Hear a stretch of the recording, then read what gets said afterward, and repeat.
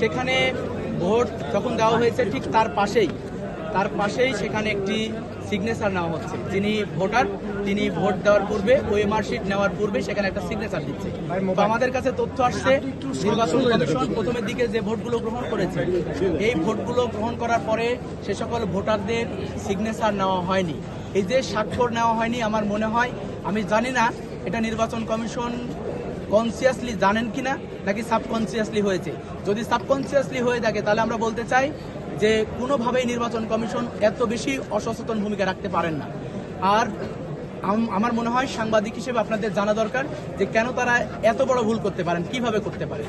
2 নম্বর বিষয় বলতে চাই যে এখানে যারা প্রার্থী এবং ভোটার আছেন, যেহেতু সকল প্রার্থী ভোটার সবার কাছে আইডি কার্ড আছে, এর বাইরে প্রশাসন নির্বাচন কমিশন সুযোগ দিয়েছে কোনো প্রার্থীর পক্ষে যারা চাইবে তারা সেখানে পর্যবেক্ষক কিছু রাখতে পারবেন।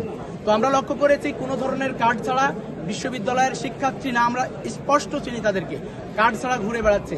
কার্ড 2 স্তরে সম্ভবত গেছেন, তার মধ্যে যারা আছেন পর্যবেক্ষক, আপনারা যারা সাংবাদিক, বিশেষ করে যারা পর্যবেক্ষক তাদের কাছে কার্ড আছে।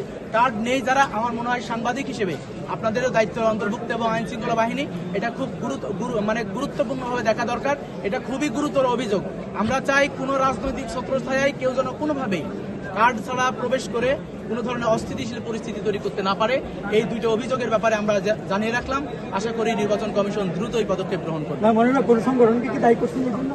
আমি স্পেসিফিক কোনো সংগঠনকে দায়ী করছি না।